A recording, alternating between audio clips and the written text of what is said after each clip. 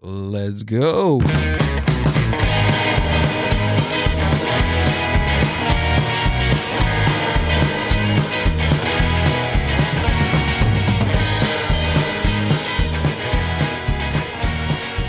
What is up, Mind Buzz Universe? Welcome back to another podcast episode of the Mind Buzz. I am Gil, your host, and working the board this evening, this morning, this afternoon, whenever you're listening to this podcast, is the lovely Amber. How are you?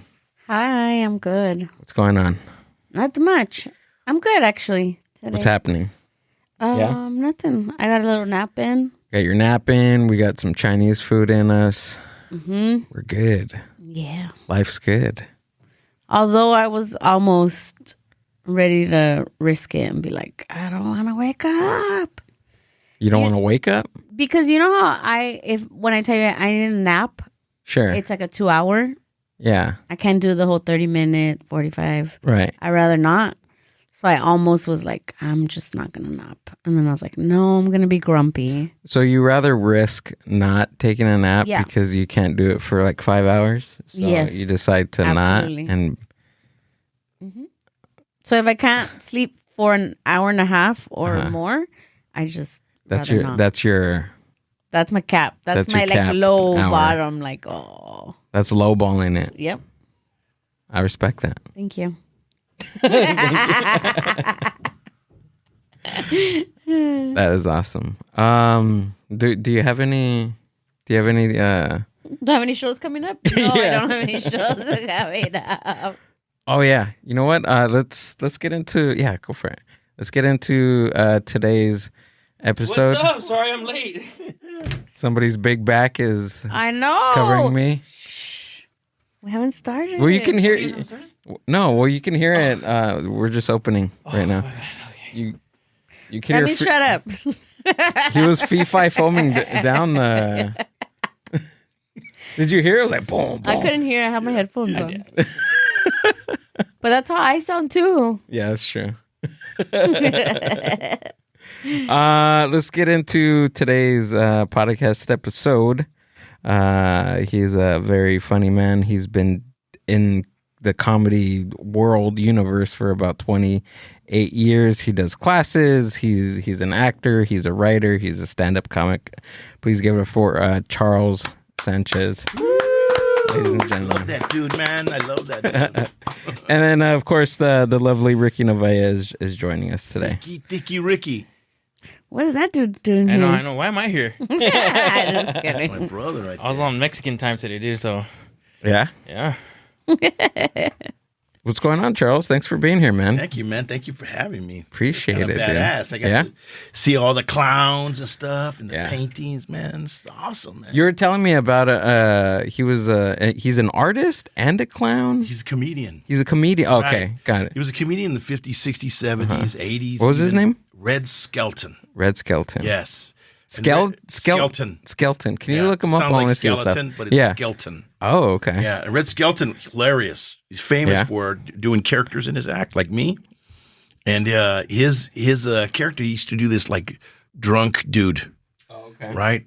But people used to think that he was just kind of one-sided, he does characters, whatever. But he was also an amazing artist, self-taught.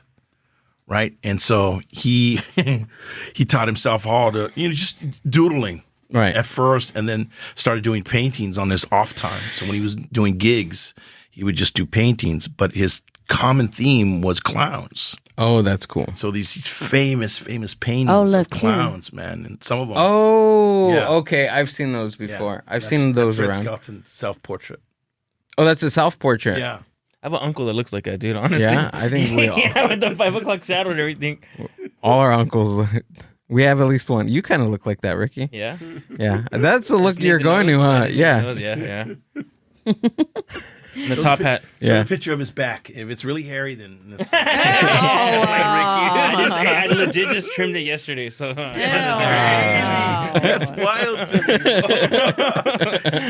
me. Ricky, for those of you who don't know, that Ricky was a student of mine in one of my classes and stuff, and I always told him, "You don't belong here, dude. You're already there." You know what I mean? But it was great to have you, man, in class and stuff. But he he told a story about the back hair and stuff like that, and I said that's hilarious. It's true. It's legit true. I had my mom shave my back hair yesterday, and she's like, "Where the fuck does all this hair come from?" And I'm like, "You." My dad.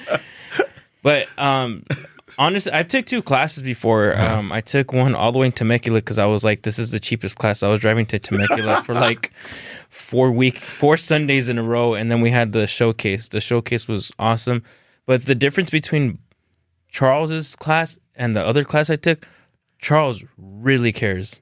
He really cares. He really wants to put these comedians or new comedians like up for success, and it's a big difference because the first instructor that I have, his big problem was like, your material has to be true. There can be no lies in it. There can be no twists or anything like that. I disagree. Odd. And Charles let everybody's art be free. Right. Yeah. And honestly, like even like some of the people that came out to check out the show, they're like, man, you can tell this guy really cares about his students. Yeah. You put a lot of time and effort and just little things like the diploma, the T-shirts. Yeah. Thank you, man. And everybody's got a dream. You know what I mean? And I'm not a dream killer. Because I've taken classes too, but I took classes back in the 80s, right? When I right out of high school. I took a dude named Greg Dean. I took his class. He's famous now. He's like a multimillionaire for teaching stand-up comedy classes, and he was never a stand-up comic. He was a juggler at some Renaissance fair. That was his only like claim to fame of comedy was that. But he figured out a formula, and that formula sold. You know what I mean? Whoa. So, anyways, back then he was that guy. There was no, why would you do that? Why, So I always said, man, one day if I ever teach, then I'm not going to be a dream killer. So if people have dreams, man, and I've worked with other comics before. When I started off on my own, I worked at the Ice House in Pasadena. So I taught classes there, and I brought a comic in, and he was just ruthless. He'd go, that's not funny. You're not funny. He would tell, and I would have to pull him to the side. Go, dude, come on, man. Wait, he was in your class? No, he was helping me out. He had a big name at the time, and that club loved him. That club, so I brought him in for the name recognition, get more students, whatever. Of course. And my whole focus was just to teach these new impressionable people, comics, man. So did that, and then, but he was just ruthless. That's not funny. You're not funny. damn. So I was like, no, I can't have him. So I broke ties with him. Especially like starting off too, like if you don't really know and like you're like investing this money and someone's being like, you're not funny or that's not funny, it kills your ego. Of course honestly. it does. It kills your ego a lot. And your class was very encouraging. I think maybe because also the group of people that we had as students and also your assistants were great as well. Yeah. So like I think it was a very, very fun class. Yeah. Thanks, man. Yeah. Thanks. That's what I was going for. Because I want young comedians that are starting out or people that want the dream of being a comic to fall in love with it first. Yeah. Right? I don't want them to hate it. And if you're going, no, it's not funny, what are you going to do? That's not true. Yeah. That's such bullshit, man. I can't believe somebody would say that. Like, it's got to be true from his perspective, maybe. Maybe that's how he was taught. But what I did is I got all the old mentors that I had, people that helped me along the way, and went, I like from this guy, I like this much, and from that guy, a little bit of this. So I kind of took it all and made it my own. But what was do you remember what his theory was on everything has to be true? On that time, there was a famous comedian. That's just strange. It was a famous comedian. He Yeah, was an Indian famous comedian. I think he's like in TV still and stuff. And I guess he had just released a special, and his special was like based on lies. So he based like about like him getting like beat up by racism and right.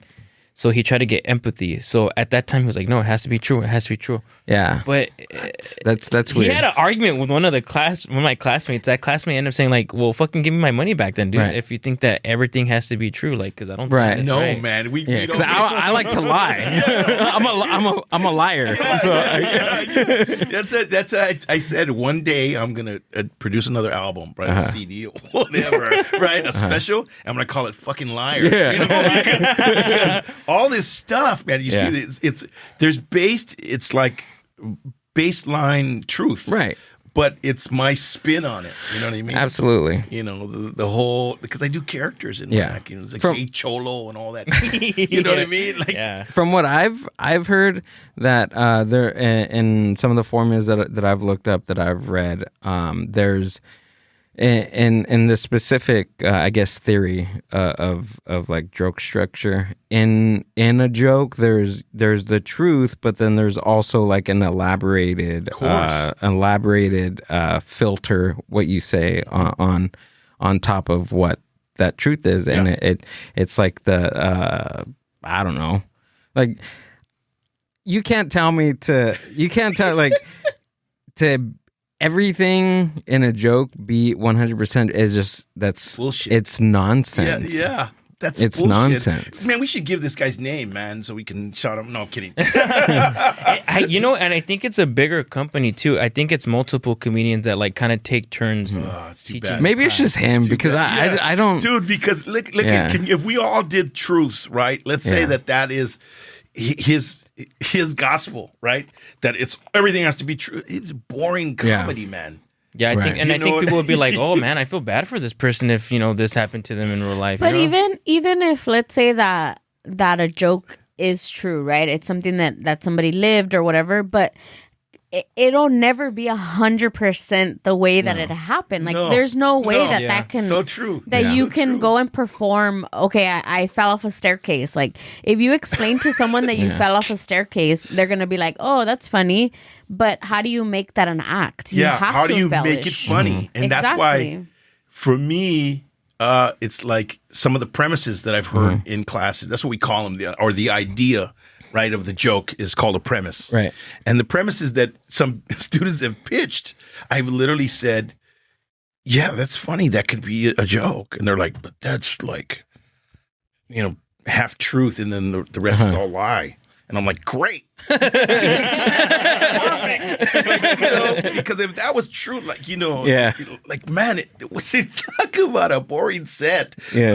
I went to the bank and I withdrew money, and I only had $25 in there, and I withdrew $20. Like, come on, man. Yeah, but if you're doing it like in that style, in that tone, having the one or two impossible, at least one impossible thing in your act, that's what makes it funny, because Yes. it contrasts that True, style. if that's your style, yes. If that's your style, because there's a lot of comics that we know, right? Yeah. That literally are like, "Hey, man, I was doing this," and that's just their delivery. Yeah. Right. The way they deliver the joke, and you're like, "That's hilarious." Yeah. Stephen Wright, man. I was just gonna was say, the Steve. king Yeah. of, When you did that, deadpan. when you did that cadence, cadence, I was like, "That's yeah. Stephen Wright. He's Yeah. doing Stephen Wright Stephen right Wright, now." man. Favorite joke. He goes, "I went to an all-night diner. It was 24 hours. And it says, have breakfast anytime. So I ordered French toast during the Renaissance." Hilarious, man. Hilarious. Yeah. That dude cracks me up. In fact, what I do now, right, because I'm all technical and stuff, Yeah. that I now show clips of different styles of comedy. Oh, that's cool. So I show these to the new students, right, to say, what is your style? And then I ask them, what do you think? They're like, you know what? I'm a little bit of self-deprecating, but I'm also a little bit of deadpan. And some will say, oh, I'm more like self-deprecating, and then with a little bit of characters. Like, Right. you know what I mean? And it gives you like a great base, right? To go, Yeah, of course. I've seen it all now from these greats, right, in my mind. And you go, yeah, a little bit of that, a little bit of that. Yeah, that's me. Right. That's me. That's my sense of humor. Yeah, Well, you've been around a lot of new comics. Do you think that it's healthy for them to watch who they admire and not necessarily take their act or Right. but to kind of like what you're doing, right? You're showing them, hey, like where do you see yourself? Like what type of act do you I guess it's not more of a question, but it's know what you just, mean. it's I know just exactly what you mean. you know what I Right. mean? Like it helps because at the beginning when you're starting, you don't know who you are. Like Right. you just want to know you want to Something's you know gotta you give wanna do that stamp. spark, Right. Like I forget what comic you saw, and you were like, I could do that. And it was like multiple comics. It was when I saw Joey Diaz. It's when I saw Adam Ray, Chris Stefano. Like when I saw them do it, I'm like, dude, I can do it. So I had can this do it. cat. So I worked with He Uncle does. Joey, man, Dude, million yeah. times. You know? You do a good Joey Yeah, he does. Diaz. If you got this clip on Amonos, you can see the latest clip that I posted. And that I don't know, and I think what also kind of is hard too when like you do first start off and you're like watching the comics that like you look up to, you kind of start taking like kind of their That's style, why I you know? always Yeah. say to new comics Just a little bit. is that don't get indoctrinated. Don't like watch them and then you become them. Because I know a comic loves Bill Burr, and then he was just starting out, right? Is And he would Mexican? go- yeah, Mexican Bill Burr. yeah. And this dude, man, seriously, he's hilarious, man. Because he's a recovering addict. I think he's got like 15 years clean and sober, right? And he would tell me these great stories about his drug life. And I would go, dude, it's hilarious. Stick with that. But he started getting into Bill Burr, and then for some reason he would go up on open mics, and he would kind of sound like him. Yeah. And I told him, stop watching Bill Burr. Because that's what happens. You start to get a little bit more kind of like that. Yeah. Like, famous, man. You could look up, Charles Sanchez the first time on stage. And there's a little bit of Richard Pryor, who was my God, And so there's a little bit of Richard Pryor in there in my jokes, you know what I mean? But it was something that I found out on my own. I was like, oh my God, I'm starting to sound a little bit like that. So you got to be careful. That's my suggestion only. Yeah, that's a big thing. Suggestion only. That's like a big, even in your everyday life now, I'll be like, suggestion only. Because like, Tell them what that means. because like it's a suggestion. Like if it's a note that you want to give to somebody, a lot of comics when you try to give them a note, right, they kind of either take offense to it or like they blow you off. So you always say suggestion only because it's That's what I say in class. So I tell them suggestion only because that's all it is. And I kind of set it up in the beginning and say, look, I'm not the end all be all. I'm not that super comic. Right. You know what I mean? I'm a working comic. I'm just a guy who's been in the game for a long time and knows the ins and outs, the positives and the negatives, what to do right, what to do wrong, that kind of thing. And I'm passing this on to you. But the one thing I learned, because years ago, when I started out, 15 years ago teaching, I go, all right, here's what I think you should do. And then I would get that. I'd get the, all right. I guess. Yeah, people would be like, okay, and take it literally. So now I've coined the phrase, suggestion only, right? Because that's all it is. You could take it and use it, or you can go, nah, it doesn't fit me. And that's great. It's just a suggestion from an old school comic, working comic that goes, hey, man, this is what I've seen, and that may not work for you. Right. Or you're on the right track, man, and yes, that'll work for you. That kind of thing. So, suggestion only. Okay. It works in life, too. No, bro, it Seriously, does. it does. It really does. I like when Gil and I give each other like notes or maybe we should do this. Like we have two different styles of comedy, like completely different.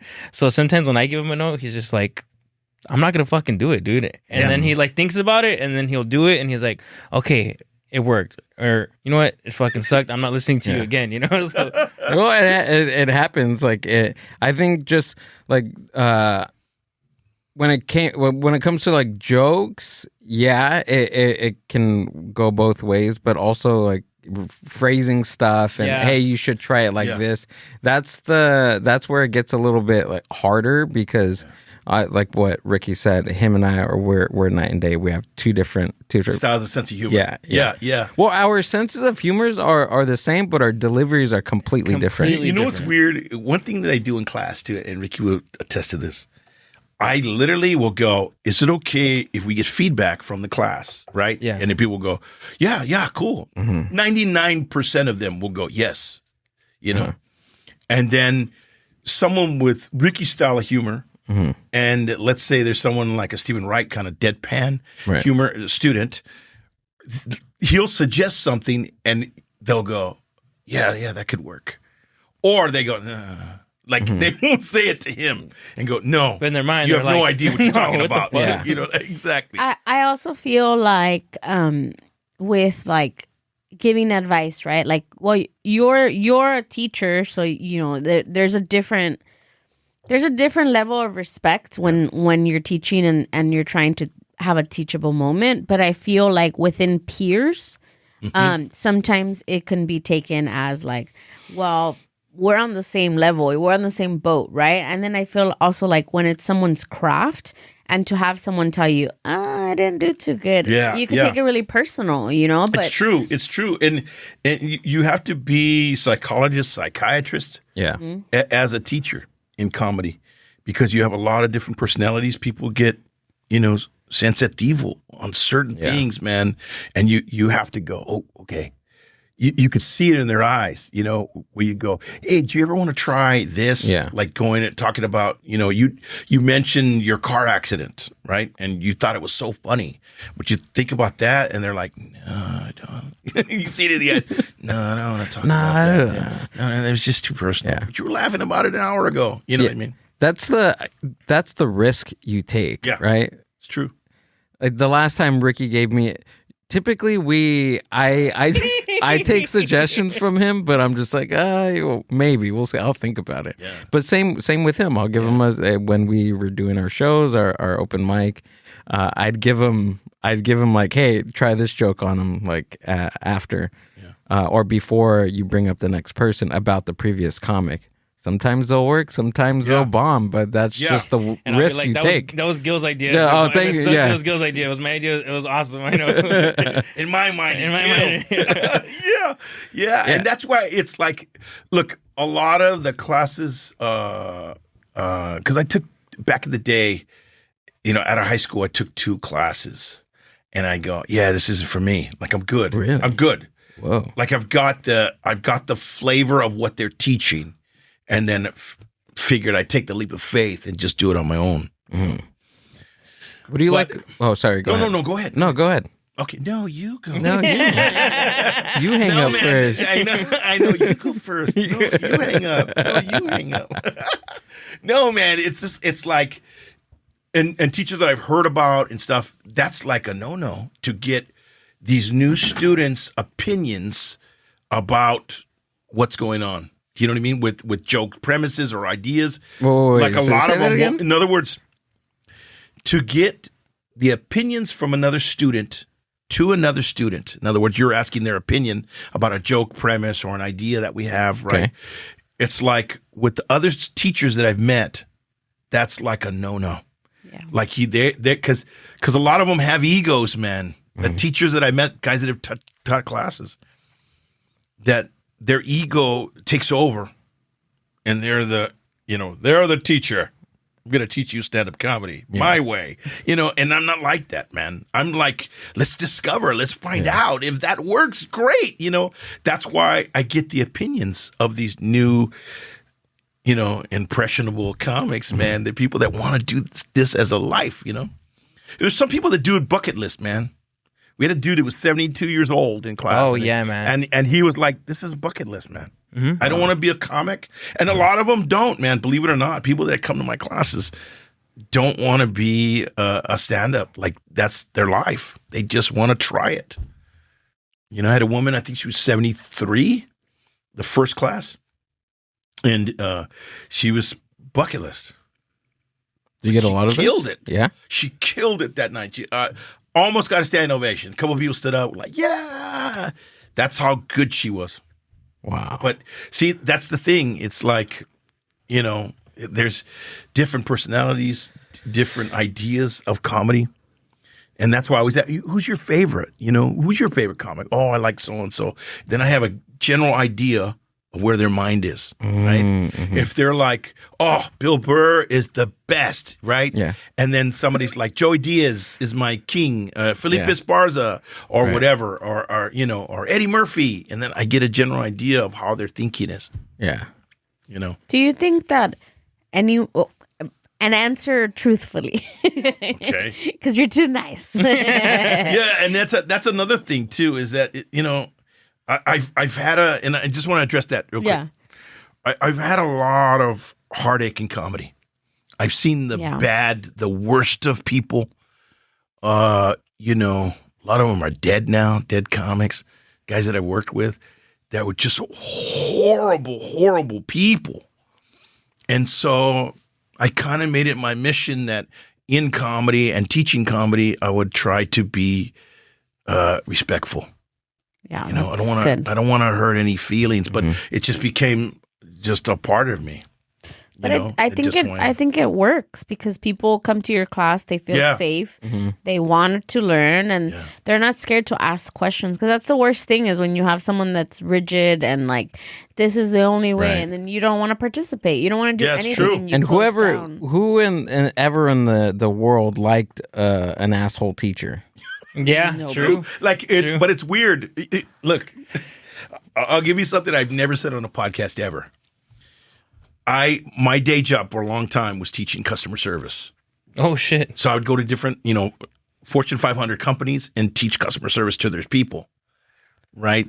And so it's like, one of the questions I would always ask is, "Hey, who was your, worst customer?" Oh, everybody has that worst customer story, and everyone had that worst teacher story or worst boss story. So those are the ones that stick in our head. Very seldom, that nice guy, the guy that taught class, that nice comedy teacher, man. What was his name? But you're like 8th grade, Mrs. Ramos, that kind of thing. Right. So, yeah. I was going to ask, do you think that anyone could be, obviously anyone can go to your class and go up there, right? Like bucket list. But do you think like genuinely anyone can be a comic? Or do you think that there's there's people that are like, oh, I'm funny, or oh, my family tells me I'm funny, like I want to be a comic. Right. Like, do you think that it's that easy to be a comic, or is there more like underlying things to being like a comic? Yeah, good question. I get that all the time. If you ask the majority of the comics that are out there on the circuit right now, they'll say, you cannot teach stand-up comedy. And there are some people that have come into my classes that I'm like, yeah, this is not for them. But again, I'm not a dream killer. Right. Do you know what I mean? So I'll let it kind of play itself out. Because there's been comedians that, that I've met, I'm like, he's horrible.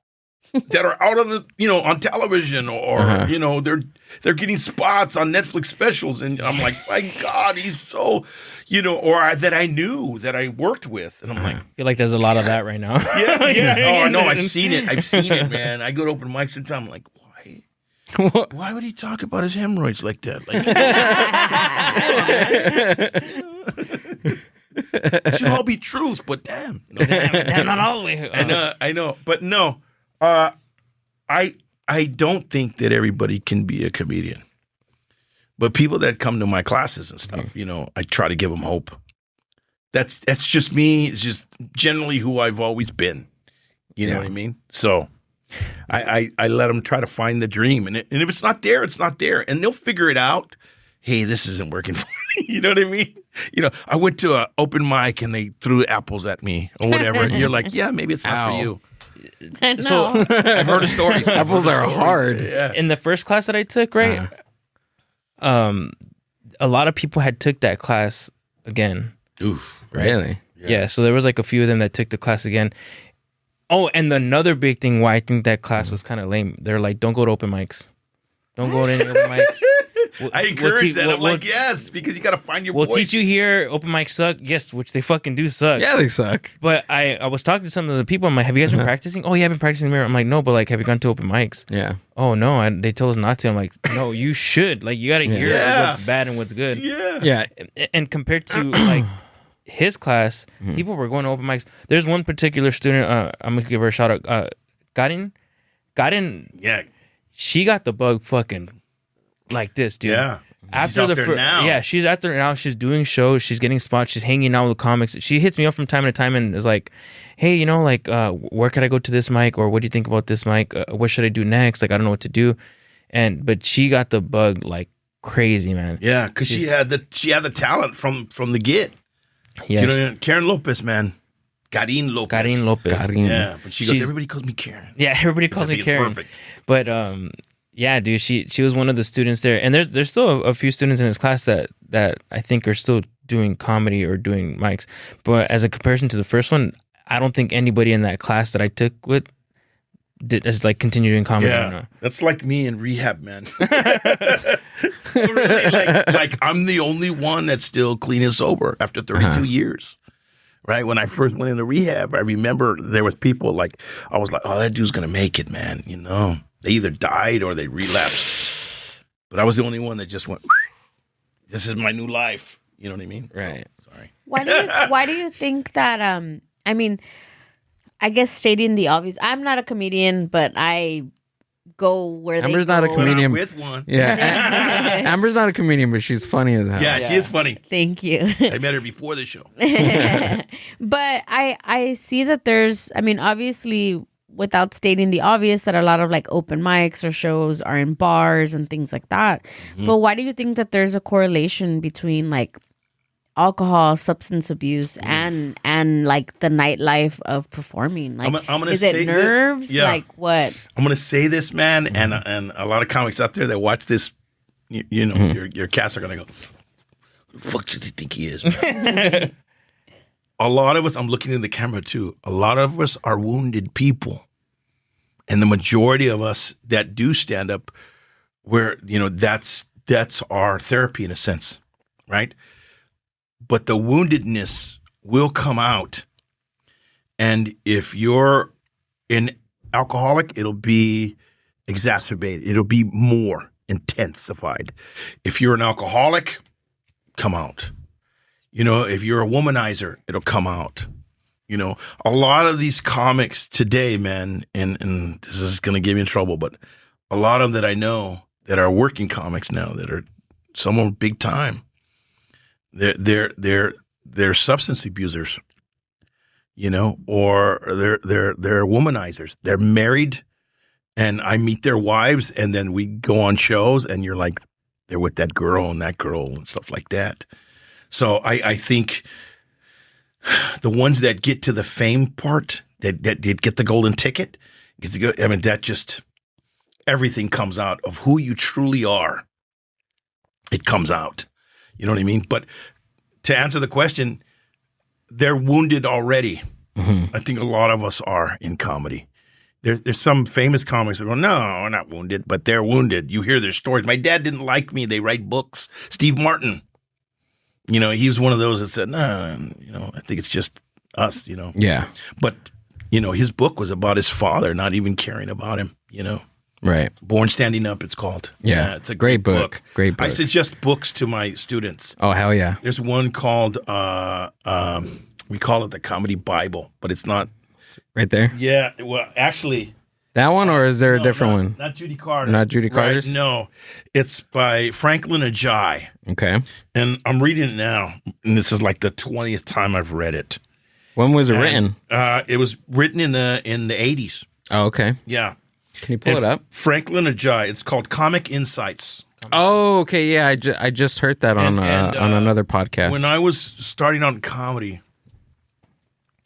and this is truth.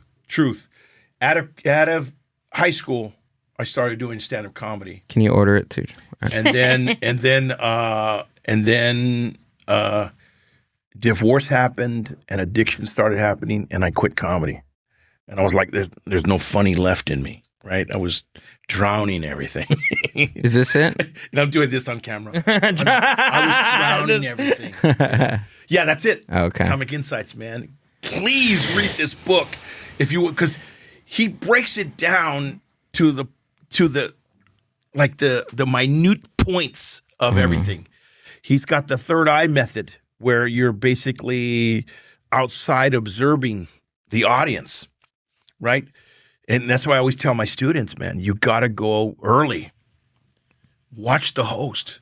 If he says, yeah, and da da da da about politics, and it doesn't work. Yeah. And he does another joke, it doesn't work. Do not do politic jokes. If he says, yeah, women, this and that, and then there's a whole group of women in the audience, don't do women jokes because it's not working. Or he says, hey, da da da about drinking, and everybody claps and goes crazy. Hey, weed, da da da da, and it kills. Then if you have some of those in your arsenal, throw them out there. You know what I mean? So you have to be observant. So he Franklin Ajay, man, he breaks it down. Have you either of you three ever seen the movie Car Wash, the original Car Wash in the 70s? Watch it. Watch it. Because there's famous comics in there that are in that. Oh, okay. Native American comics, Latino comics, everything.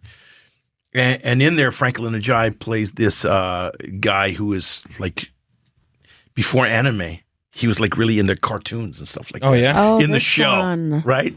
Yeah. The original Car Wash with Richard Pryor. And Franklin Ajay is in there. And he's an artist that draws cartoons. And he basically talks about, calls himself the Fly. That's him right there. So here's what I loved about his book, brother. True comic. Took that little bit of fame and then, got tours and stuff and worked with famous comics. But never made it big time as a comedian. But the experiences that he learned along the way, he puts in the book. Oh, that's and it's cool. a great guide for a new comic. So That's I'm awesome. always recommending books. Richard Pryor. I just finished Black is the New White by his name is escaping me, but I've been talking about him. Paul Mooney. Yeah. Yes, I worked with Paul Mooney. Really? Yes. Wow. Yes, I did. Charles, look, quit comedy now. Because, look, brother. Yeah. Famous story, man. Comedy store, right? I used to hang out there in the late 90s. And I was getting ready to do the main room. And I got a nudge. And it was the guy, the host. His name was Skippy Lowe. It's a long story, but Skip E. Lowe, Lowe. Look him up. And Skippy goes, hey, Charles, look, I'm going to put on this unknown comic. He was joking with me. And he goes, he's just going to do a few minutes and then he's going to get off. He's going to do something else and then he's going to do that. And I go, yeah, no problem. Because I was next, right? It was like close to the end. Like I was 8th in line of 10 comics, right? Oh, okay. So I was like, what's he going to do? And he goes, ladies and gentlemen, please, he needs no introduction.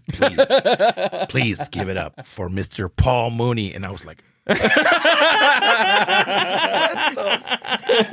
what? Like that. And then 2 hours later, Paul's winding down, right? And that guy, Skippy Lowe, Charles, so you're going to go up next. Then we're going to put Byron, and then Johnny. We're going to put Johnny up. And so I was like, no, I'm good. He was like, no, you won't get paid. And I was like, okay. I had to follow Paul Mooney. As a young comic, man, I'm like, oh, how's it going? But that was a great experience. But Paul Mooney gets off stage because the guy had to go up and introduce me. He gets off stage and he's praising Paul Mooney. What a great standing ovation and everything like that. Oh, man. It's one of my very few times doing the main room. So he goes. Yes, he goes, oh, here, amazing. Oh, my God, Paul Mooney, everybody. Oh, this just like that. So he's doing that stuff. And Paul Mooney goes, I think you'll do okay. No, really, just go up there, brother, and just Yeah. have fun. And I'm like, fuck, you just killed it. Like Yeah. that. He was like, hey, welcome to comedy. And I was like, thank you. But I knew who Paul Mooney was. He was Yeah. a writer for Richard Pryor. They were Right. good friends. You know, the story Yeah. of how they met, that he wanted to, you know, screw Yeah, he wanted to have Paul's a girlfriend, Paul's threesome sister, with them. his sister. Right. Yeah, well, but Richard Pryor's bisexuality, man, it's everywhere on the internet, and so Yeah. you'll read famous stories of them, you know. But yeah, Paul Mooney. Yeah, such a great person in comedy. Yeah. Like, Truth teller, man. Right, Talk about exactly. truth. That's what I was telling Ricky. I was like, dude, because you asked me if Richard's comedy was kind of like Paul's, and I was like, well, his comedy myself, is like yeah. really like very raw, and Yeah. it's just truthful, and it's history. Yes. And Homie the Clown Yeah, on Mad TV came from him. right. You know what I mean? And the other character, the Nostradamus character. Oh yeah. Yeah. We were talking about that too last week. Yeah. Negrodamus. Yeah. Yeah. Oh, But yeah. Paul Mooney he came up with the idea of Mudbone, which is famous Richard Pryor stuff, right? And Richard Pryor would do an old black man, and he would go, yeah, so many times I was up here, and when I go down to Louisiana, and he would do that, but that came from Paul Mooney. Right. So people don't know, there was so many, like, if you ever listen to Richard Pryor, his characters and everything, and there's always a bit of truth in there. But Paul Mooney, like when you hear certain punchlines of Richard Pryor, and you're like, wow, that went a little bit right more than what Right. Richard would say, right? That's Paul Mooney's. You know, Richard, say this. Richard could do this. You know, okay. That is so good. Yeah. But it's too funny, man, because You should have read his book. That would have been awesome. Because his audio book it's not read by him. It's read by another person. yeah. Yeah. Oh, Paul Mooney's book. Yeah, Paul Mooney's book. Yeah, yeah. Black is Wow. the New White. Yeah, That's awesome. Yeah, it's man. great. That dude, you know, and he would always say all the time in interviews and things like that, Hollywood doesn't want me. He did that. Yeah. They don't want, I'm too tough for Hollywood. It's so true, man. Yeah. You know what I mean? Because he would not play the bullshit. And he's been Pryor and Mooney have been in Hollywood they were in Hollywood Yeah. for a very long time. yeah. Very long Yeah, time. true. I didn't even know he played Sam Cooke in the Buddy Holly story. Yeah. That was crazy to me too. Once Yeah. I heard it in the book, I Google searched his scene in the movie, like on Google. He and Richard Pryor were They look writers. really similar too. If you look it up, look up Sam Cooke and Paul Mooney. Yeah, he played. He's amazing, man. But that's Yeah. look at some of the best acting I've ever seen in movies have been done by stand-up comics. Absolutely. I have seen like Robin Williams. Oh yeah. Yeah. Oh my God, like amazing. Good Will Hunting and the other one. In that one movie. That's a great one. Yeah. He's amazing. But You see them? Like Yeah. identical. I mean, I think they look very, very similar. Yeah. That's a good pick. There's some, there's everybody's talking about that biopic of Richard Pryor, and who's going to play Richard Pryor. So and there's stuff like that. there's a movie coming out, There or was always a movie coming out. Uh-huh. Ever since Richard died, there was always a movie. It was always in works. Right. Like, before he died, Oh, they okay. would talk about. That's why I said, man. With the little, give us the story about you, Charles, or whatever. I got to work with some of the greats. They did a CD release party for Richard Pryor before he died, and I was there at the Laugh Factory in Hollywood. And I'll tell you, man, all the famous comics were there. And I was like, damn, how did I get so lucky, man? I got lucky. I just right place at the right time. But I'm trying to say is that Richard Pryor, when he started out, right, he was like a writer for. I'm aging myself now. There was a guy named Flip Wilson. Anybody? Flip Wilson. I heard the name. Flip Wilson. Right. He's what what's his name? Wayne Brady is today. So Flip Wilson was that guy who could cross over and do other stuff. Yeah. No, he's pansexual. Oh, sorry. He calls himself pan. Sorry, I had to. But yeah, and there was always stories about Flip Wilson too, about that too, about being bisexual and all that kind of stuff. But Flip Wilson, he was a writer for him. So Flip Wilson was huge in the 60s. And he was one of the very few black men to have their own television show. Him and Nat King Cole in the 50s had his own television show. And then in the 60s, it was Flip Wilson. He dominated it. Huge show. You know, but Richard Pryor was a writer for, he was a joke writer. So he'd go up there and do a monologue. Hey, what's going on? And so, watch Flip Wilson if you get a chance. I'll check him out. It's so crazy to see comics like back in the like mid 60s to late 60s. Like Richard Pryor's like look, act was completely different than what we knew him in the 70s and 80s. Same thing with George Carlin.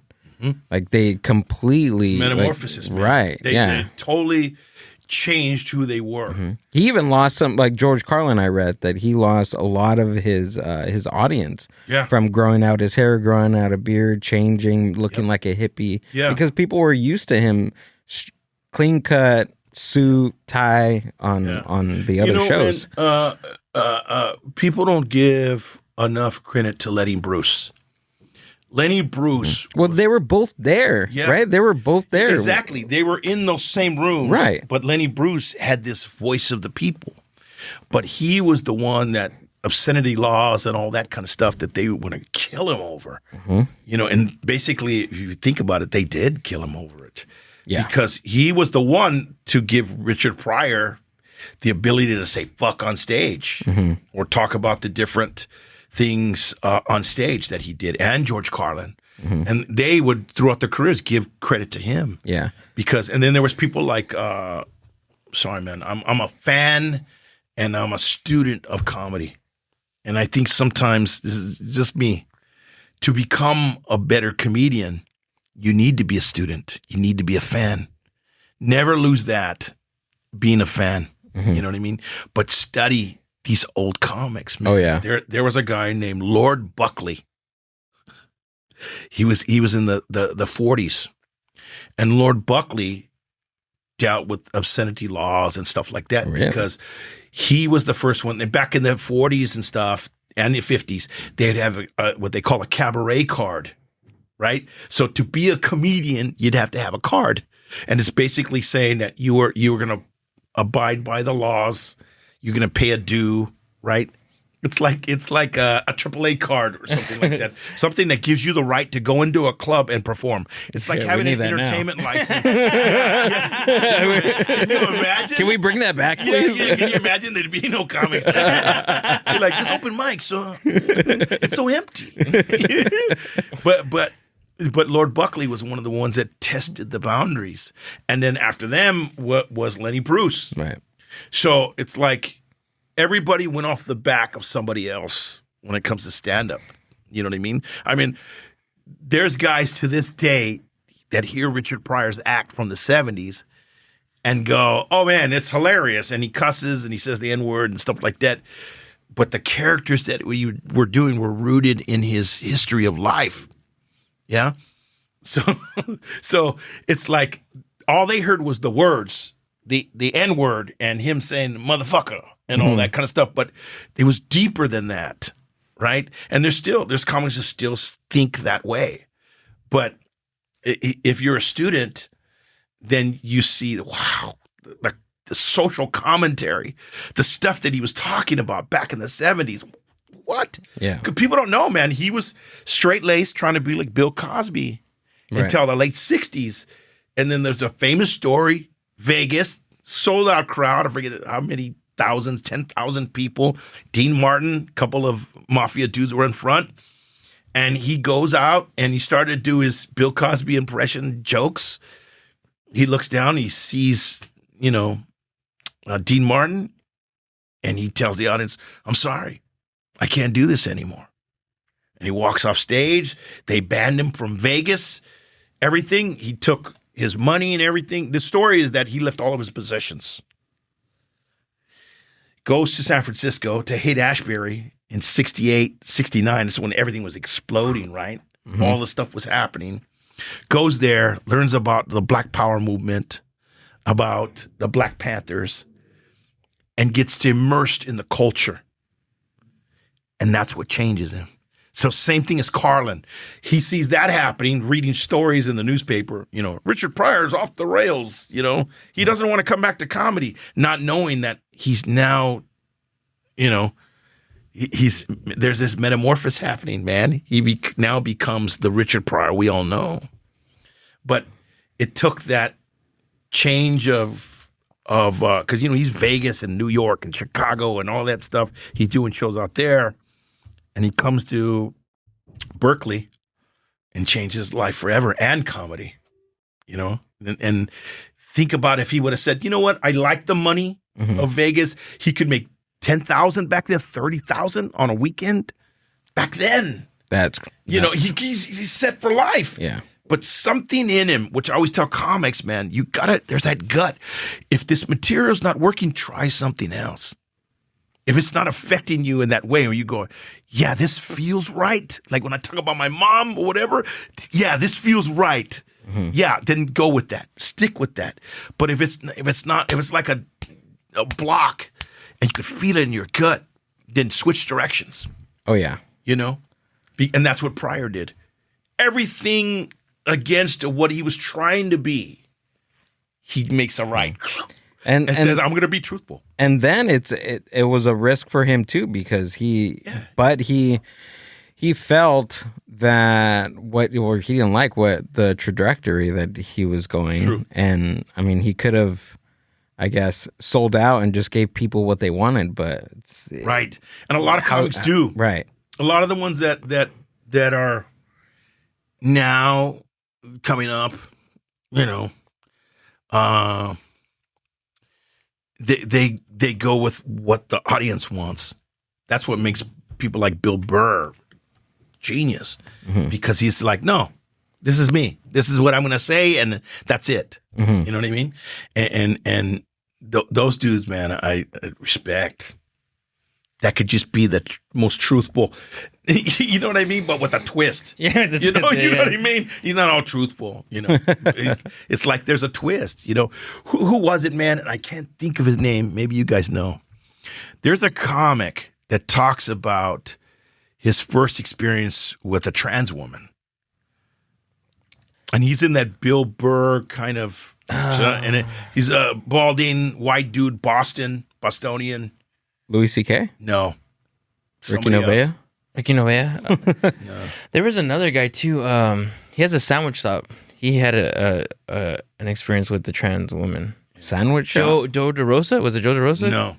Because he on Skankfest, he had something like that. He got a hand job from a trans, and he was kind of like, oh, he's married to one, isn't he? Ian Edwards? No, not Ian Edwards. Sorry, not Ian Edwards. Fuck, what's his name? But see what I mean? But his honesty is could be career ending. Mm-hmm.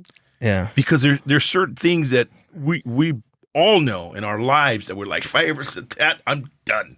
Mm-hmm. Like if I ever talked about that on stage and trying to be real, you could end up gone. He did mention one time in class, he's like, I'm kind of worried about this person. I think he's gonna be too real. I did. There's some comedians, man, that have come through my classes or that I've met or that I've mentored, that I go, okay, it's too much realism. It's all great, and like I always tell students in the beginning, you please try to stay away from rape jokes or molestation, because it's too triggering for audience members. You have no idea who's keeping that secret in the audience, and then that could be triggering to them. So as comics, I've always been taught that from back in the day, that those are the two topics you kind of want to stay away from. I always say the story. Well, I've said it a couple times of one of the first times that when Gil was going out to do comedy, and they gave him a spot at this like little place, and there was a guy that went up on stage, and to me he wasn't doing comedy, but I guess you know, and Therapy.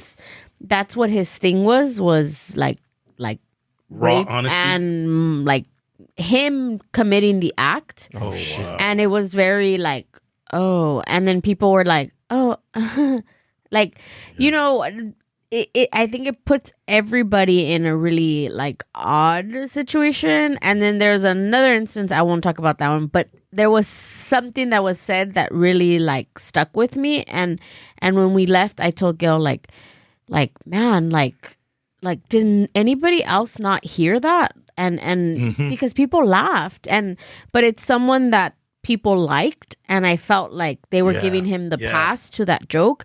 But for me, I was like, this is like, and not that anything like that's ever happened to me, but you know, it was just like, like no one's hearing this. And I still went home and I told Gil, I was like, that's so disgusting. Like that's just, what I like, mean. There's sometimes that comics, you know, they think, I've got to be raw, man. I've got to be honest. I've got to tell my whole life story about stuff like that's happened to me. you don't. But you don't know if that subject can be triggering to somebody in the audience. Yeah. I mean, the fact that she still remembers that to this day. I do because it like it made me feel like gross, and especially for the first guy, because he was insinuating that these were acts that he committed. Wow. And then I seen him get off stage, and then he kind of sat where I was, and then he went on a dating app, and he was like swiping through the dating app. That's fucking crazy. And it sounds kind of funny now, but if you think about it, I mean, me as a woman, wild, dude. a woman, I was like, you just went up there and you talked about, you know, like putting yourself on a woman, and then here you are looking for a date. Like that was like scary. That's I was rascal, like, man. like, oh God. That's nasty. That's nasty. But you know, there's some people that have reached a certain level of fame, like Bobby Lee and his story. Oh yeah, about the girl with in Mexico. TJ. Yeah, yeah. I mean, but that's great PR, man. I wonder if he's gonna put in a special. Jesus Christ. I hope not. Yeah, because it's triggered so many men and women. Yeah. That it was like, what is wrong with you? I mean, there was so much backlash, but you know what? He's still going. You know, I've worked with Bobby a bazillion times back in the day, and never heard that story. You know what I mean? But I'm sure it was later. Yeah. You know, after I left the Comedy Store and stuff like that. So, how did you fall into stand-up, Charles? I was always an actor, right? So, like in elementary, middle school, high school, always an actor. So I would be in little plays where I'd play a tooth, whatever. And then when I was in high school, you know, I was getting lead parts and stuff like that, and I was like, wow, this is my direction in life. I'm going to be an actor for the rest of my life. And then I got my girlfriend pregnant, and then and she eventually became my wife, and then we divorced right away.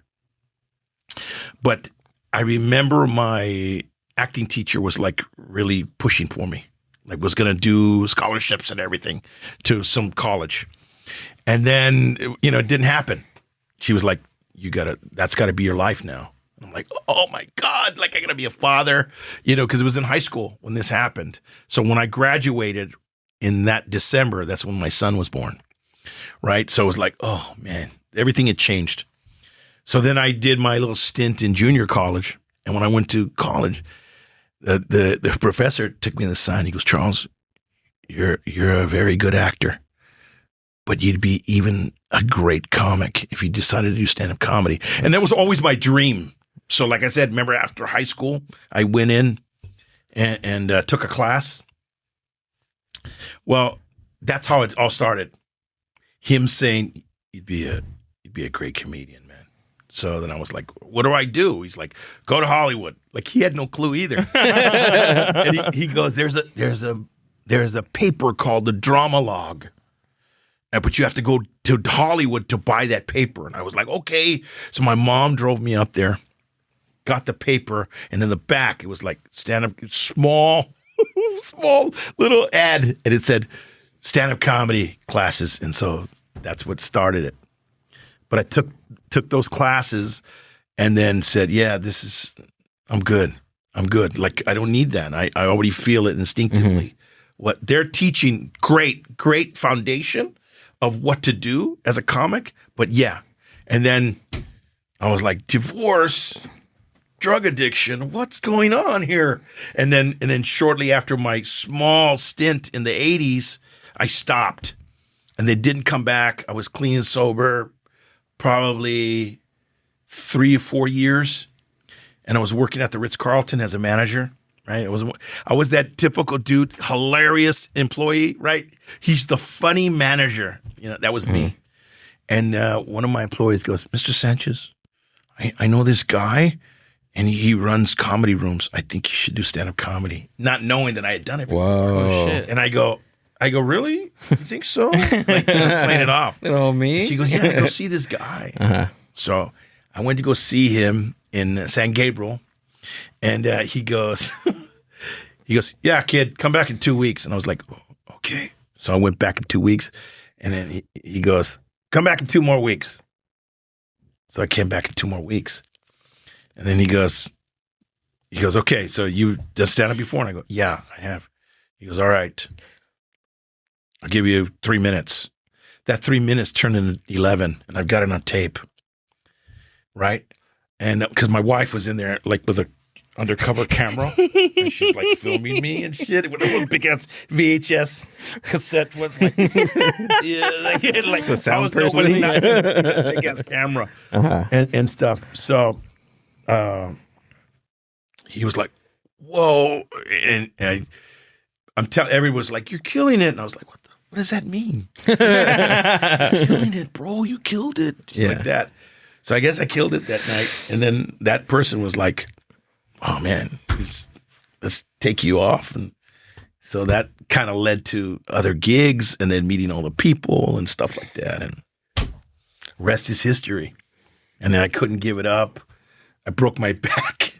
Broke my back in 2001, right? So there was the end of my hotel career. It was like 22 years in. Whoa. And then I couldn't work anymore. I couldn't, do the standing up for long periods. Anyways. So that was like, thanks a lot, God. It was my money, and then everything happened. I started doing military tours. So I'd go all over the world doing military tours for USO. That's awesome. AFE. If you ever get a chance, man, that's something you guys need to try. AFE? Yeah, AFE, what is that? Armed Forces Entertainment. That's what it's called. That's what AFE stands for. But it's great money, and you're out for like a month, and you're just going all these military bases all over the world and stuff. I mean, everywhere. China, Japan. Whoa. All of Europe, all of Canada. Of every Caribbean, What was one of your favorite places to do comedy out of the country? Or this country? Dude, I went to a place and it felt like California. Yeah. There was even people there that were like Mexicans. Nice. But they weren't. They were like some other island. And to this day, I don't remember. But that was the Netherlands. What? So, yes, we have bases in the Netherlands, man. And it's like where all the top generals go and stuff. And they're like, all right, we're going to bomb this place. And we're going to do this. Anyway, you know what I mean? But it felt like California. It was weird. And then I went to I had gone to, I think Pulp Fiction had just come out. I think. So I was like, let me go to the McDonald's to see if it's, Royale with cheese. Cheese. And stuff. And I went there. And I ordered that in Netherlands, the McDonald's, and it was the meter system, whatever, and the hamburgers were real small, and then the guy brings it out, and I go, hey, can I order another one? And I swear, everybody that worked there went, and in their language go, this fat motherfucker. Okay. But it was, but yeah, the Netherlands was my favorite part because the bases were like chill because they weren't like, they're military, but they were like strategic military. Like they had a purpose. Like these were the guys that programmed the missiles. These are the guys that sent everybody to the cruise ships and all that, and the pilots. And so it was like Air Force, Army, Marines, Navy. They were all there. In fact, they would say, this is where everybody trains. And I remember there was beautiful greenery, like California. It was weird. But we got there, and it was like they had created a whole desert. This was before, or before Iraq. So when I saw it, I was like, what is this desert? Mm-hmm. Not knowing that they were strategically planning to go to Iraq. Oh shit! Do you know what I mean? Oh, okay. Yeah, Got something it. like that. Like they're preparing the terrain ready and preparing the yes. That's troops why if you for pass that. by Camp Pendleton, it still looks like that. Really? If you go to Camp Pendleton and if you're heading towards San Diego, That makes a lot of sense. You look to the right, and it's all desert-ish. And I would notice, like, because I would do a lot of gigs in Arizona and El Central and places like that. And I would see the trucks change colors. They were all green at one time and then became like tan. And when the tan, I was like, oh, we're going to invade another place that's desert. Charles is in on it before it ever happened. Yeah, exactly. But I remember I did Guantanamo Bay.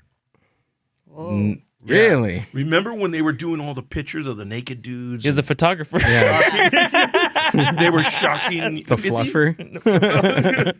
So remember they were taking the pictures of these guys, and they were like humiliating them. Right. They would be on bodies on top of bodies. Yeah.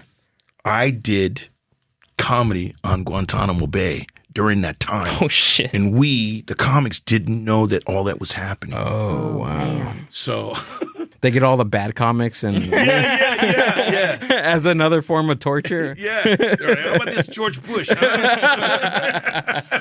But it was wild, dude, because I remember being in the mess hall, where everybody eats, and they were like, yeah, if you guys want, you can go and talk to the soldiers and invite them to the show. It's free for them.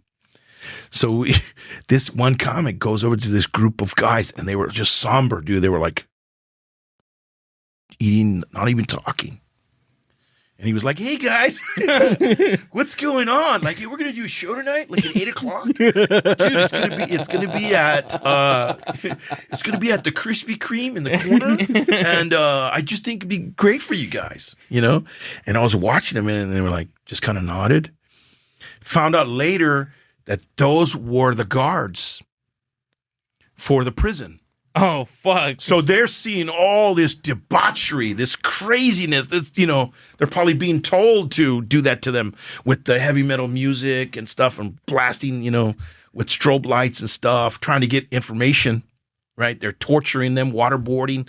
So these are the guys that are responsible for that. And they're and this guy's going, "Hey guys, why don't you come to the show tonight?" Like that, and they were like, "We've seen hell." Yeah. So I have a question. Yeah. So you said this is like going back to where you're talking about. You said that like you stopped doing comedy. Mm-hmm. Like, what is like some advice that you can give to people that maybe sometimes are in a funk in comedy, or feel like hey, I need to take a break, or maybe mentally not. Still doing open mics and going to do comedy, but they're like not mentally there. You know what I mean? Yeah. Like, what do you suggest for comics I like think it's like sickness and work. You're sick, right? But you still got to go to work. You know what I mean? When it gets really bad, you're vomiting and stuff, then you got to stay home. But if you could trudge through it, then trudge through it. Then, you know what I mean? So you're sick, but it's kind of like that kind of mentality. Where you're like, yeah, I don't feel funny. I don't want to be funny and stuff, but you have a goal, and you have to get to that goal. because you'll never get there if you keep going into your own head and going, never mind. Oh no, next week. I did 2 open mics this week. I'm good. You know what I mean? But you're not chasing that goal. Does it make sense? Yeah, no. 100%. You know what I mean? But I just say, just keep going. The best time to do stand up, right, is when you don't want to do it. That's when you go out and find an open mic, or your buddy has a show and you want to get some time on his show. Then you go. That's when the magic happens. I've seen it 1,000 times in my career, where I've gone. I don't want to do it, But so and so's having a show, because open mics weren't as prevalent as they are now. Now it's one every single day of the week. You might have to travel to downtown LA, but there's still an open mic that's, there's one every night. But back then it was like you'd have to get on somebody's show. You know what I mean? And hey, can I get a couple minutes? Or you have the juice, right? And then they go, hey, you want to do some time? So that's when you feel like you don't want to do it, go and do it. It's easier said than done, because like I said, a lot of us are unfortunately damaged people, man. A lot of us suffer from mental health issues. You know what I mean? A lot of comics that I've met throughout my career are suffering from mental health. And then that manifests in different ways. Like I said, the alcoholism, the drug addiction, the womanizing, the pornography, the whatever. So that all manifests in that way. You know what I mean? And sometimes it shows in their comedy, which gets a little bit darker and stuff. And you're like, whoa. So bringing down the show. It's not supposed to be fun, Charles. It's because like it's for me, like I after your class, I was still going. I was doing we got booked on a show together. Nice. And then it kind of like stopped for me a little bit, because I'm trying to like get my finances a little bit back in order. Get my finances in order. And then we got lucky that we got to do the Brea Improv together. Nice. And that was kind of that was brought up the spark again, but then it kind of like it came back to me. I was like, damn, I gotta fucking pay these fucking credit cards off. You know what I mean? Yeah. And so like I'm just trying to find, and he tells me all the time, oh, what mic are you hitting? I'm like, I just can't. I can't. Yeah. I'm I can't focus, or I'm fucking broke, because you gotta spend money on gas. You gotta buy something sometimes. So I'm like, I'm fucking broke, bro. Like I'm broke. I can't. I have to. But I tell you, I'm not asking you to come out and buy me a drink. I'm just come out. Yeah, you know what I'm saying? Camaraderie of comedy. Don't worry about it. The camaraderie of comedy will get you over hurdles. I'm telling you, if you have a buddy that wants to do comedy with you, it's the best thing ever. Doing it alone, that's always hard. Yeah. You know what I mean? But you've got that determination, then it's okay. But to have a buddy with you, oh man, the jokes you write on the way. I think it's fun. It's a good hangout, you know. A like-minded person, somebody that's in the same goal as you. Right. Yeah. And that's one thing too, because I was hearing a podcast I think last week, and it's like open mics suck regardless, right? But you have to make it fun. So like we used to do shit where we're like, hey dude, well fucking do a joke about this, or just or like or do something, or like this memorable open mic one time is that I was like one of the last comics. There was nobody else, so I was like, I'm just gonna go out there and have fucking fun, and that's usually what I tell myself before I go on stage. And I saw like my jokes weren't really working, so I was just like doing kind of like an act out from one of my jokes, and I do a spin and I fucking do a James Brown split. And I had this guy cracking up. Yeah. And I was like, I killed it. I fucking killed it. In my mind, I killed it because I had people cracking up. Laughing, man. Yeah. And that's the I kind of forget that that's what's the point, like that's the point when you go to open mic, is just you're not there to like impress people. You're doing it for yourself and trying to work your reps out. It is. And that's why I always tell comics, man, when they're starting out, open mic is not for you to make those comics laugh. If you do, that's a bonus. But it's to get the rhythm of the joke down, right? So you go, I have a premise, the idea of a joke, and I hear it this way. Da-da-da-da-da-da. And it's for you to be on stage to hear yourself say the joke in that cadence, in that rhythm, right? It's not to make everybody laugh, because if that's your goal, then you'll kind of be you'll be in open mics forever. Yeah. And never really, go to the next level. I didn't really realize that part until like a year. So it was just like a weird epiphany. I was like, no, I'm not here for them. Like, it mainly doing an open mic is for me. Yeah. To work out my idea, to work out my rhythm, to see how it sounds as it's coming out of my brain. Yeah. And like once that happened, I was like, okay, this is why they call it the workout. This is why this is here. It's not for them. It's for me. Yeah. I always compare it to martial arts or boxing. You're only as good as you are out of the gym, out of the dojo, right? Because you learn the fundamentals in the dojo, in the gym. Speed bag, left, right, box. You put your guard up. Don't go in too far. Don't come into back toe, whatever, right? But it's that practice that you do outside of that gym that makes you better, right? You can't. You go to weightlifting, right? Once a week, twice a week, right? And the 2 times you're killing it, right?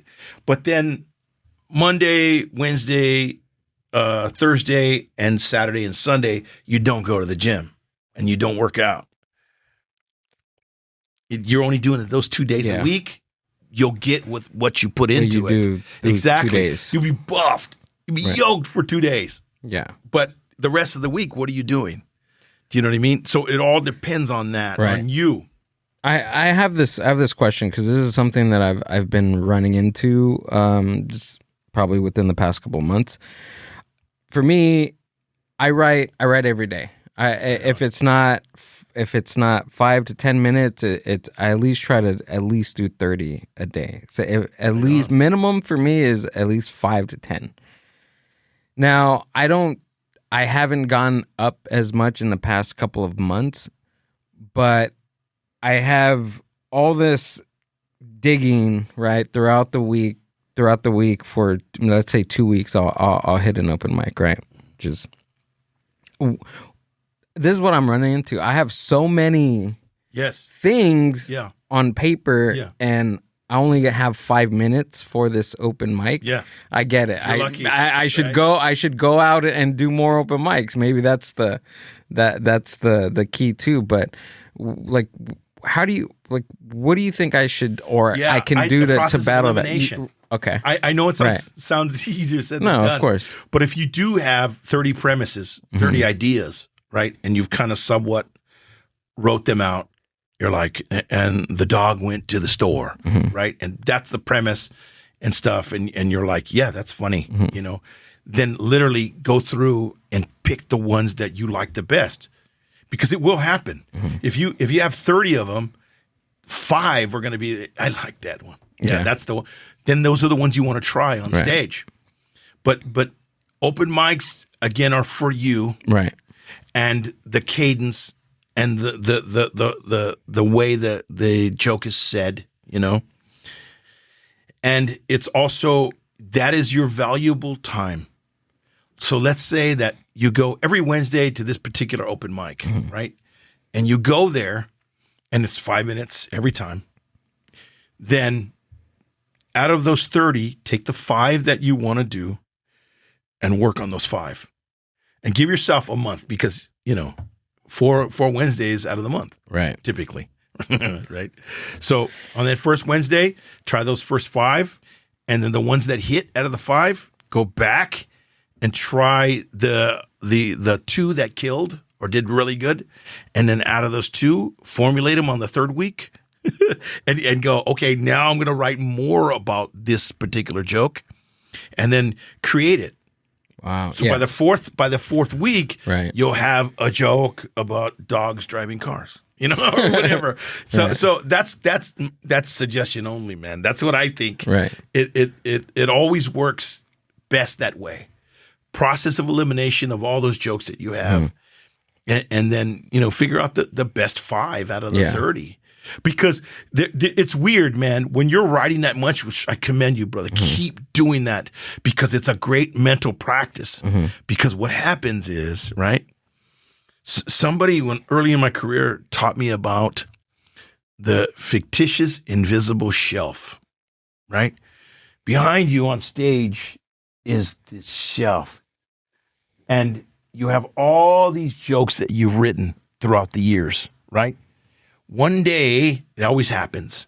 You're in a set at a book show that you're getting paid for, or whatever, and you go, and the guy's like, yeah, like the Raiders, just an example. And you're like, oh, in your mind, I wrote a joke about Raiders. Oh, yeah. I got one. Yeah. And then, yeah. And then they, oh, you like losers, huh? Oh, whatever. You know? And so you throw that in there.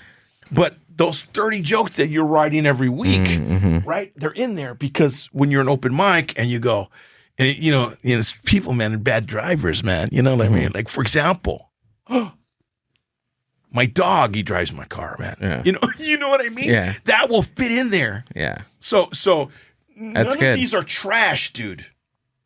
So out of the 30, pick the 5 that speak to you. They go, yeah, that makes me laugh. Because that's our first audience is ourselves. Oh, yeah, of course. You know what I mean? Right. And I tell all my students that, hey, man, what makes you what laugh? makes it funny to you? Right. You know what I mean? I don't know, man. It's real. Yeah. You know, or they go, dude, it just came to me and I just thought that's hilarious. Yeah. You know? And it's cool how that happens where like you'll be writing something, like I'll be writing something and I internally laugh, but also not my internal laugh. I also like laugh out loud. Like, Yes. like Those are keepers. this is great. Those and are then I'll keepers. try it. But sometimes just me being me, I'll be like, it's not going to work. But then I go and try it out and it does really well. And I'm like, that's silly. Why is that funny? Like, Yeah, why, and that's the thing is that there's sometimes, having your mom shave your back kind of thing. It's not, everybody doesn't have that experience, but the visual of that is hilarious. Yeah. And I think that's what there's sometimes in audiences, right? Especially if there's open mics, the majority is comics, right? If you're lucky, you get an audience, right? And it all resonates with them. And you're like, why is that funny? And it could be the visual. Yeah. Right? Or it could be a similar situation, but theirs went that way. And then like, dude, I shaved my chest, a lot of chest hair, right? That comic. Yeah. And so the back is just the same thing. Oh, it's hilarious. Right? So that somehow resonates with those people. Dude, I've seen comics defeated going up to the mic on open mics and on book shows. Just defeated. They're already defeated themselves when they walk up there. And their delivery's off and everything. And they're just in their mind. If they could speak to the audience, they'd go, this is not funny. It's just an idea I have. And it's not going to make you laugh. Okay. Like, they're already defeated. So when you go to open mics, when you do a book show, go with the intention of, yeah, this is going to do great. I know it sounds very guru-ish, comedy guru-ish, but it's the truth, man. If you're defeated already and you walk up there with that mentality, guess what? The universe, whatever, is going to say, your wish is my command, man. Yeah, that's true. You will get what you get back. But it's hard. Life happens. Right? You had a bad day at work being a PE. Right. So it's like, what the heck? Yeah. You know what I mean? And you're dealing with all that, but there's something about, it sounds old school, man, but kind of centering yourself before you leave that car, before you go into the open mic. You know what I mean? And if you go and you see a lot of comics there, you're like, all right, this got potential.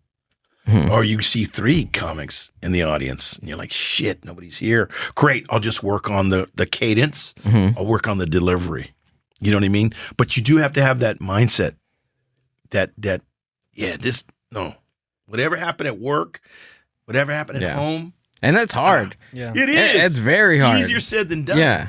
But you do have to try to program yourself in that way that when you're heading out to these open mics, that you're thinking that way. Yeah, and that's another key to it too, is to turning things off and then turning things on, right? Like turning your character on, or say you're in a lull going to a book show or whatever, and like you have to perform. You're an entertainer. You're going in front of people and entertaining them. As weird as that is, you are doing that, but that's your job to do it. Exactly. Yeah. And that's there's a reason why you're there. Exactly. Yeah. And that's what I always tell comics, man. Even if you're doing an open mic or a book show, you better bring it like it's a show. Yeah. Because if you're like, so here's one. Okay. You know what I mean? You're not there for show. Oh, yeah. I mean, it's okay if you've got to look at your notes during an open mic. Book show, my old school way, no. Right. I've seen dudes. I saw a dude. I opened up for War and Tierra and Malo and that's cool. At the Summerfest, right? And they had a comic the night before, so I got to attend that, watched him, and he literally goes, all right, that's not working, okay. He flipped his notebook back in the day, right? And he flipped his notebook, and I was like, because I was always taught that's just a no-no. Like, you're a book show, you better have it memorized or some general idea of what people are there. They paid money to be there. They're not going to go, okay. Try this one. Yeah, and I've seen some Netflix specials where guys have gone, all right, how about this? Richard Lewis, if you want to look him up. Richard Lewis, famous, memory issues. So he'd write it all down. He would always have in his contract that he had to have a piano on stage. Oh, and that's on cool. the piano, you would see these notes in yellow notepad. There he is. Famous. Oh, really? Mm-hmm. And he would have all of his notes plastered all over the piano. You know, Jordan Rivers the same way. She would have them on the floor. Right? So he would go and, you could say Richard Lewis notes on piano or whatever. Oh, yeah. You see them with the piano right there. Oh, yeah, you see them. Yeah. But he would do that, and he would go like this. So, stand-ups, we all want to stand up. Mm-hmm. So he would go, so, yeah, that thing happened with my ex-girlfriend, and, man, it was devastating. And he would go up to the piano, and he'd lean on the piano and go, but, I got to keep the dog, or whatever, right? But he's looking at his notes. Uh-huh. And if you're a layman just watching comedy, in love with comedy, you're like, oh, dude's hilarious. Yeah. But if you're a comic and a student of comedy, you're going, he's looking at his notes. Right. Right? And there's famous pictures of Joan Rivers doing Vegas, right? And she'd go, yeah. Because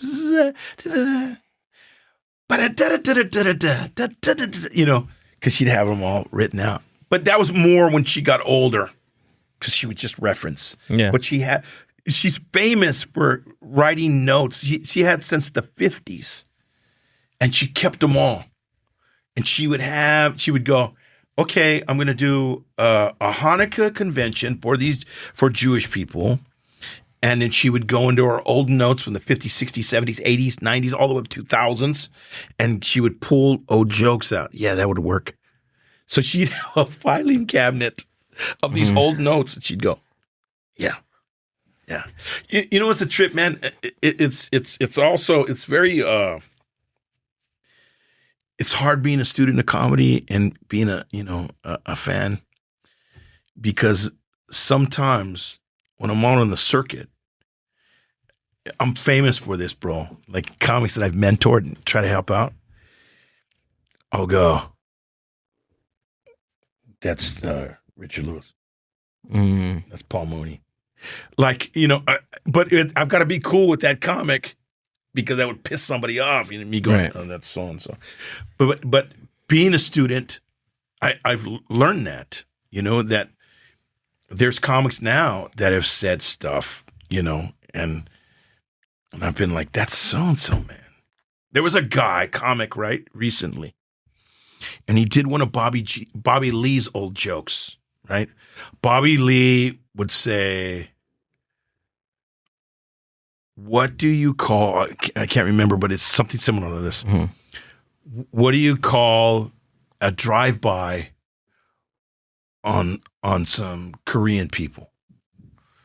A cappuccino. Right. Yeah, That was his old joke. I've heard. but- he but- wrote that. Yes. I've heard since I was a child. Exactly. So you it's like you have to go. Well, I should say this. Bobby Lee made it famous, Okay. right? Yeah. But I was in the rooms when Bobby was doing that joke. That's cool. So when I've heard it maybe 3 times now in different open mics and different shows. And I've been like, and one comic I know very well that I've mentored, I go, can't do that. That's Bobby Lee's joke. I know, but it sounds, I go, no, there's no, I know. He's done it, and he's done it on television, so he wins. The old school way, right? We used to say, if you do it on television first, you win, right? That's that. You're the winner. So Netflix special, some kind of podcast special, whatever, you win. What's going on now is the popularity of internet memes. Those are bleeding into the comedy. Exactly. Yeah, and I'm just even me because I feel I'm a fan of comedy, and also I'm on the internet a long time, like all day. I feel like it, and I see memes throughout the day, and then when we used to run our open mic or go to an open mic, and you hear somebody's like punchline. Dude, I just seen that on a meme today. And you look at each other like they really think they can get away with that. Right. Or it's an act out, right, on TikTok. Right. And you see it. But the premise, right. Right. And then they put words to it, so to speak. Right. Or they take that. It's the idea, the IP. Yeah. Right? The intellectual property of that specific premise or joke is from the internet, and you took it out on you're on the stage and used it as your own in the format of a joke. Right. That is, look, man. Until there's consequences, people will keep doing it, and I mean this in the old school way. We all stood up for each other, right? And one comic would go, "Hey, that's so-and-so's joke, man. That's Charles Sanchez's joke, bro. You shouldn't do that, And we would all kind of defend each other. Now it seems like the comedy circuit is just cutthroat. Like, I want to get to the finish line. I want to get to the big bite of the apple. I want that, So whatever, if he's doing it, great, I used to do this joke, man. Sorry. I used to do this joke. And I said, I took my dad to go see The Lion King, the play, and he loved it because he thought it was in Spanish. And we were walking out, and he goes, "Oh, he loved it. It's in Spanish." I go, "Dad, it's not in Spanish, man." And he goes, "Yes, it is." He goes, "You remember when he was holding up the little lion, and the punchline is this." Que la chingada, pinche tu madre, güey, órale. Right? Well, some comic stole that joke. And so I had about 3 or 4 comics come up to me at the Ice House back in the day and go, "Hey, man, so-and-so's doing your joke," right? And then I was like, "What? Really? Like, that's signature me," right? So he goes and comes up to me at the Ice House one day. And he goes, "Charles, man, I'm getting a lot of shit for doing this joke, man, because it sounds very similar to yours. And I was wondering if I can do it tonight on stage so you can see and to see if there's any similarities." And I go, "Sure." Now I was like 9th on the list of 10, right? And he was 4th. So I knew the guy that was booking the show. And I go, "Hey, make a switch?" He's like, "Sure." So I go and do mine first. Right, the joke I just did, I did it and it just killed. It was great, right? And then he was there, and I got off stage, and he goes, "Oh, well, I was gonna do mine." And I go, "Oh yeah, no, it's my joke." So like that. And he goes, "Okay." So he did his, and the audience was like, "What? Like that's whoa, like the guy." So he comes on, he goes, "Hey, what do you think?" And I go, Yeah, man. It sounds just like mine. Even the punchline is very, very, very similar. And I go, but you know what, man? Keep doing it. And he goes, what? He flipped out. He goes, what? Are you serious? I go, yes. Keep doing it. I said, because every time you do it, they're going to think of me. And he stopped doing it. But see, back in the day, there's no consequences now. Yeah. So memes and all that kind of stuff, and then they're formatting them into a joke style or whatever, and you're like, you guys know because you know on the net for so many hours, you're watching everything. But these guys think that they can get away with it. Yeah. Until there's a consequence of that. And it's so hard too because there's it's not only just stand-ups doing their own material. It's internet meme people doing their own jokes. There's so much out there. I feel like. I would like to get your perspective on this. Do you think that? I guess it's there's two things, right? Because stand-up is so accessible now to a lot of people, but also, do you think that it's a little bit harder now because of that? Because there's a lot of comedy, right? With all these different formats of comedy, yes, I think you guys have it very hard. Just without raising your hand, just say your age range: 20s. 30s? 30, mid-30s. 30s? 30s, yeah. So you guys right now, at this time, it's so hard because you're trying to be original, right? Yeah. And then you've got that guy. Dude. This guy, you know? Yeah. I get, sometimes I get ideas and I'm just like, this is too easy. This can't work. This is too easy. Yeah. And I'll literally Google it and I see nothing and I'm just like, no. Like, I don't want to be that guy. Yeah. Like, I don't want to be that guy doing this is this person's joke. But I try to do your that. diligence of researching it. Right. Because I feel, to me, I'm just like, this is too easy. It writes itself. This is too easy. Yeah. Somebody has to do this. No, I can't. Yeah. It can't just be me. It has to be somebody else. Yeah. But it sometimes you have to do that if it comes, like, even now, because there's so much out there. So much out there. You have my phone number now. If ever either of you get into that funk where you're like, I know this has been done before. I'm gonna send you my whole set. Yeah, really. I'm that student, man. That can go. That's Robin Williams in '78. In San Francisco. I'm weird like that. I don't know why, but I retain all that comedy, stand-up comedy stuff. I've come across that. Where it was two Latino comics coming up around the same time. I heard their joke because I think it was in the Lion King's a comedy special or somebody's special, and then I heard somebody's early work in like the early 90s. And it was like 10 years apart. These two shows 10 years apart, and I watched one and I was like, "No, wait, hold on." Yeah. And then I Googled the other set, and I was like, "Oh my god, did I just like whose is this?" Yes. And I think I told you about it once I found out, and I told you. I was like, "No way!" I felt like I was like an agent, FBI agent. I was like, "Oh my god!" It was so weird to witness that. Yeah. Just, on the internet. We've seen it too, the old school guys that have, 25 plus years in, 30 years in. We've seen it all. Mm-hmm. So when guys go, dude, I got this great joke, and then they pitch it to me, and I scan my brain of comedy, and I go, yeah, George Lopez did that back in 87.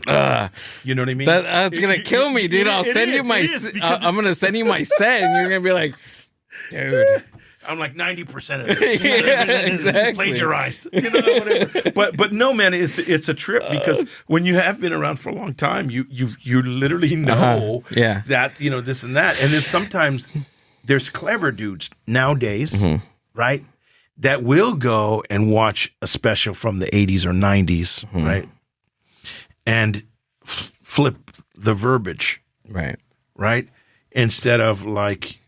Mailmen are like this, and then they go, dude, postal workers? Yeah. Because I've heard people literally change the verbiage of the joke, but it's the same premise, right? And as long as you're not verbatim, right? Oh.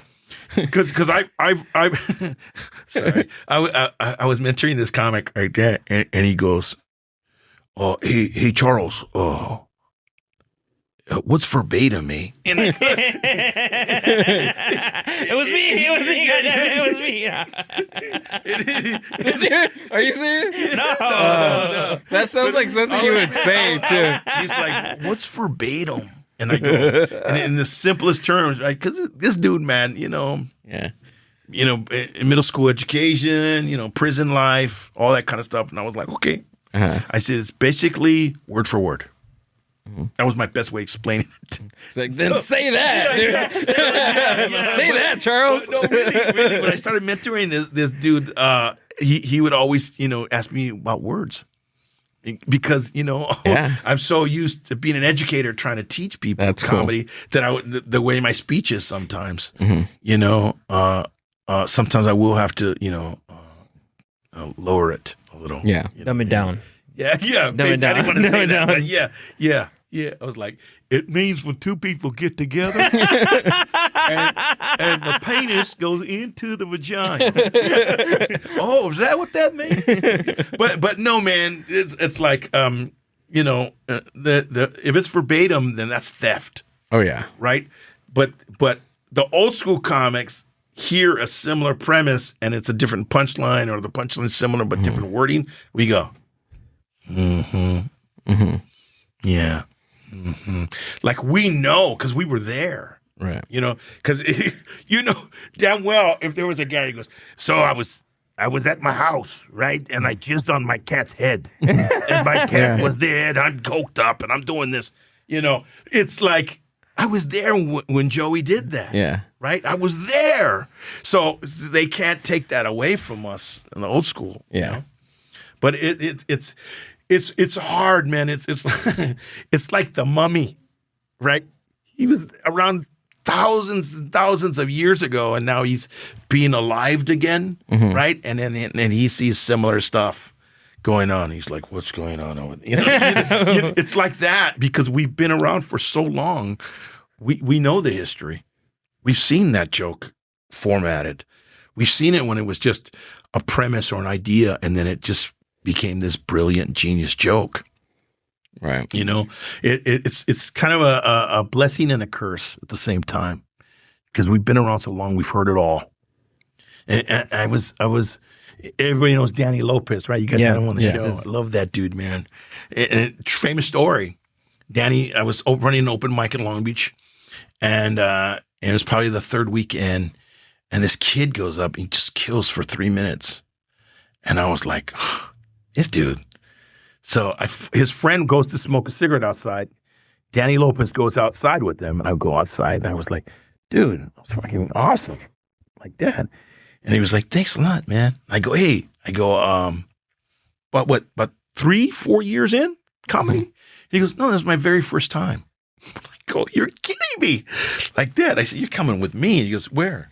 And I was like, hey, dude, I've got a show for Narcotics Anonymous. I do a lot of that stuff. Like this, I've been doing 16 years in a row. The Machna convention out in Yuma, Arizona. And I told Danny, hey, I own in Long Beach, and I want you to do I said, I'll pay you $50. And he was like, so my second show that I'm ever going to do is going to be a paid show for $50? And he goes, oh, so what do you want me to? I said, just the 3 minutes you did here, that's all I want. Wow. I said, I just want to expose you to people, an audience. He was like, okay. So there's about 100 people in there. Danny goes very nervous. He's does anybody remember Also, the comedian Also? Yes. Yeah. I do. Good.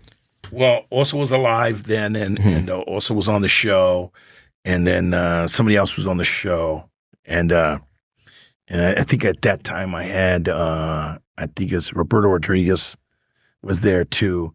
So he had some heavy hitters on the show. And so Danny goes up and he's nervous as hell. And I'm telling him, just relax, man. Just all these people are recovering drug addicts, right? They've seen it all. So whatever you say, Danny, nothing's going to make them go like that. He goes, okay. So he was nervous, and he probably did like 2 minutes and 59 seconds. And he was like, thank you very much. See, thank you. And they all laughed, and he got huge applause and stuff. And he was like, he's all sweating and stuff like that. And from that day on, I just took him with me everywhere. That's cool. And paid him. And I told him one day, this does not happen. You're literally going to have to pay your dues before you even get paid. Yeah. I go, to get a paid spot is like a miracle, right? When you're first starting out. And I go, so just know that. So then other people saw him on my shows and would go, hey, Danny, I want to book you in, right? And then Danny would go, hey, man, the guy didn't pay me. I told you. It's not how it works, dude. Like, I go, but, and then I tell you guys this too, all the people that are coming up, starting out. If there's no pay, you have to ask in advance. And the best way to do it, check this out, I'm giving away my secrets. You say to the comic, hey, Gil, man, I want to book you, man. I want to, doing a show in San Bernardino, and you got to drive yourself out there and stuff like that. Cool. Okay. Here's the best way to ask. Is it a paid gig? You say, so what's the budget? It's like incognito on the DL, right? Because they're like, dude, there's no budget. You're not getting paid. It's giving you opportunity. I love that when comics say that. It's an opportunity, man, in front of a big audience. Yeah. It's all bullshit. They can pay you if they want to, but they don't. That's why I paid Danny from the get. Because I wanted to say, this art, what you're doing is valuable, right? And I pay. But I had the opportunity to pay. I had the budget to pay. Right. There was times when we did shows, I'm like, Danny, this is just a favor that I'm doing for that guy. But I have you tailing along with me to do the show. So we're both not getting paid. And he's cool. I understand. I said, and doing favors for this guy is going to help you get on that show, which is a big budget. Right. So the question is always, so what's the budget? What's the budget? Yeah. And typically it's when you're in the game, maybe over 5 years, then you can ask that question. But the righteous comics that are booking shows would go, hey, man, there's no pay, but it's just Mm-hmm. And then this is where the bitching part comes in. I've had comics go, dude, I did 15 minutes, I did 10 minutes, and the guy never paid me, man. And they took payment at the door. Everybody paid $20 a ticket and said, did you ask the question ahead of time? No. Then you have no room to bitch. You have to just accept it. But you can ask that question now, 3-4 years in, right? Yeah. Hey, man, is there a budget? No. Okay. Yeah, there is. I can give you $25. Accept it or not accept it. Right. Right. But no room to bitch later. Yeah. You go, no, man. So yeah, that's the secret. You always want to do it. Secret phrase. What's a budget? Yeah. Get the hell out of here. You know Get Charles the Sanchez? fuck out of here. What are you, Verbatim. crazy? What's verbatim? What's that? This is verbatim. Verbatims. Can I get a horchata, please? Charles, dude, this was awesome. Awesome. Thanks for coming out and doing the podcast. Love to have you again. Yeah. Love to have you come again the back, next couple man. weeks Great to a month. atmosphere, man. Go ahead and tell us where we can find you, what you have coming up, all that good stuff. You know what, man? I'm at the Charles Sanchez on all the social media platforms, YouTube included. There's a character I do. His name is Uncle Ray. You've seen him? Yeah. Uncle Ray is he's got his own his own Instagram page now. I'm Uncle Ray. I think it's called. And so as far as finding me, I'm kind of all over it. I'm kind of chill up until the new year, and then I'm doing Arizona, and I'm doing Chicago, and I'm doing up in Fresno, and stuff like that. You know what I mean? But I'm kind of like chilling for Christmas and stuff like that. I don't want to really go out because we've all the old school comics have done their series of Christmas Eve and New Year's Eve shows. New Year's Eve typically pays great, you know what I mean? But you got to be away from your family and stuff. That's more valuable to me now. So, but yeah, just follow me. Awesome. Follow. Oh, by the way, that picture right there, that picture of me, that's my first headshot in color. Whoa. Yeah. In color? In color. I love it. My hand looks huge. And I told the dude that was taking a picture, I was like, dude, my hand looks huge. He was like, nah, it's just a camera. It's a cameraman. Thank Yeah. Make my hands look big, please. Could you go bigger? Could you go bigger with my hand? Yeah. Old school, man. So, but yeah, the classes, I love teaching the classes, man, and that's going to be at the Stand-Up Comedy Club.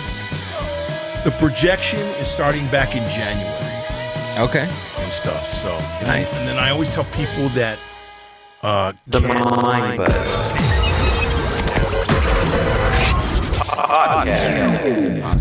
find a sponsor or whatever. Right. All right. Thanks, Charles. Appreciate it. Thank you, guys.